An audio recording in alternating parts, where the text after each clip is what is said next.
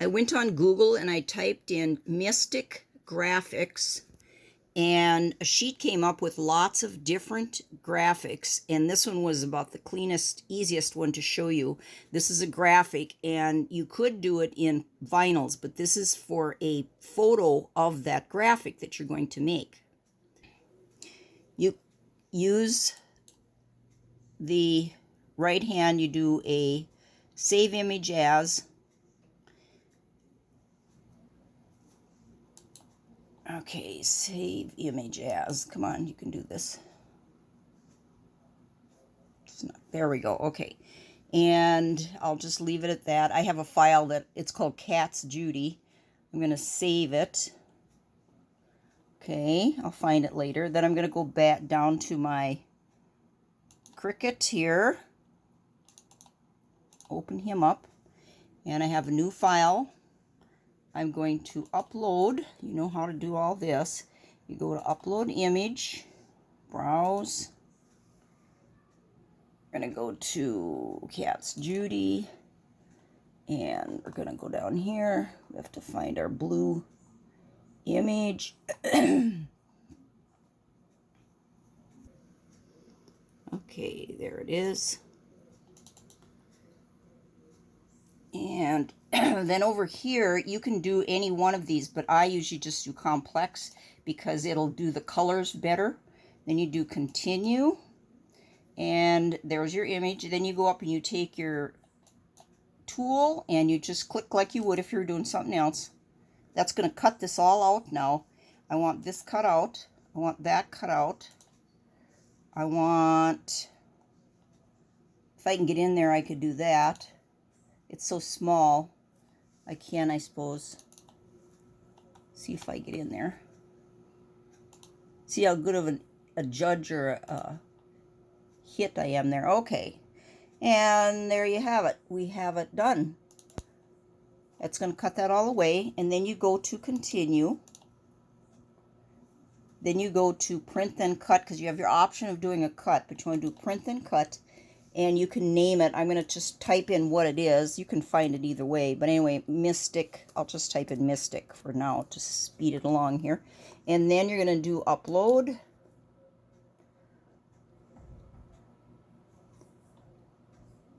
Then you're going to go up to upload image. Oops, I think I did that wrong here. Okay, in my untitled, I'm going to go upload. There's my graphic. I'm going to upload it, insert image.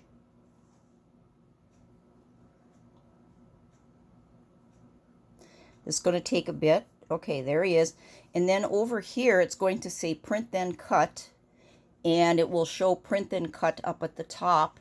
And then what I'm going to do is I'm going to say, this is 6x4 right now. So that's about this. I can do that very nicely. That's a big size.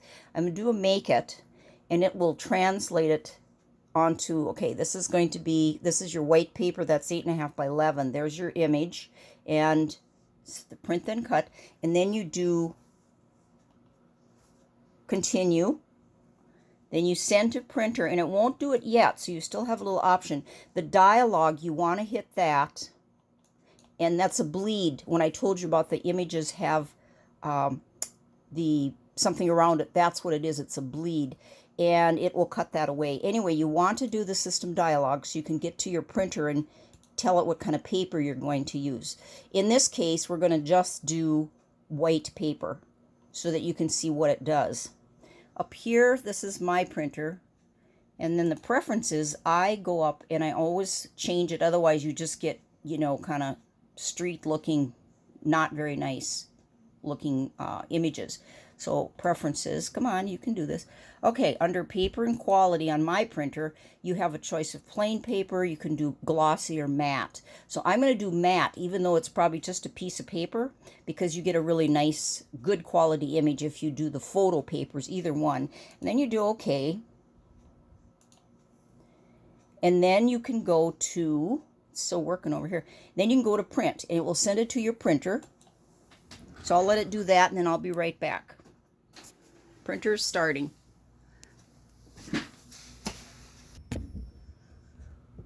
Okay, here's my image. It's just on a piece of paper. It would be better if it was photo quality paper. Anyway, I'm going to put it on my mat.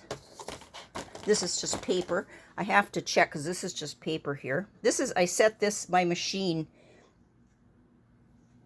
at that almost 100% on everything. But this is paper. I use cardstock a lot. And so I'm going to go up to paper, but I'm going to do +1 on the paper. So I always do a +1 on everything.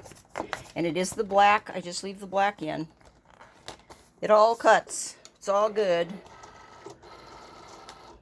And now what will happen is it's going to check these borders. And if you cannot get it to read, like if it says it can't read it, see it's checking it out here. If it can't read it, you have to turn off your overhead light. If you turn off the light, then it will be fine because it's got too much light on it. It can't read it. I haven't had that problem yet, but that does happen. So it's going to read my edges. And all it is doing, it remembers it from the screen. It's just really cool how that works. Anyway, so it's checking all my borders. And it will look bigger or fatter on the image because it has that bleed on it. So in a few moments here, it will. And away she goes. It's cutting out the little pieces. It's that bitty one I had.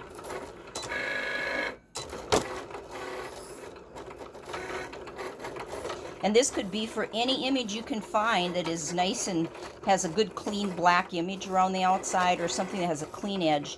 If it has an open area, it will want to cut, when you go to clean it up, it will want to cut everything away. So you want to make sure there is a black or a definite line around your image. If not, go into a graphics program, use a black pen or something, and make an outline so that it has a place to follow. And I think you know that just from even doing the things that you are doing. Almost done. There you go. And we're going to peel this away. It's really stuck tight on my new mat here. This is the exciting part. Shoot, I should have gone a little heavier on that, but it's going to come out. Or maybe not. I should have gone deeper. Or turned the knob up one notch. Oh, it's going to work. Okay, here we go. Anyway, there it is. It's coming. You would know, now that I'm trying to do a demo for you, it's not going to work properly. There's my mistake here. I have to clean that bugger up. Okay. Anyway, there he is. There's a bit here, of course, but there. So then you have a graphic, and there is something called a printable vinyl, and they have it at Hobby Lobby, they have it at Joann's. And it comes in sheets or it comes in rolls, and then you would print this on your vinyl, and then you take the back off. Of course, you can stick it on anything that you want. If you do see some lines like this, I use a black magic marker and just touch up the edges, and it looks perfect. But anyway, on the... See, it does cut out. It makes that little edge there just to help protect you, or to help it from, you know, having that white edge. Like I did get a white edge on here, so I touched that up. But anyway, that's how you do it. It's pretty simple. If you want to do a whole bunch of these and little ones, you just put in as many as you can, and it will put them on your page. And as soon as it prints, it'll just go around each one of them. It'll cut each one of them out. And there's another thing we can do too. I want to show you. You can put words on and put a box around the words, and it will actually cut out a square and put or a circle or whatever you have to make little name tags or something. If you want to do that, that's pretty slick too. I'm almost at my 10 minutes, so I will talk to you later. Have fun.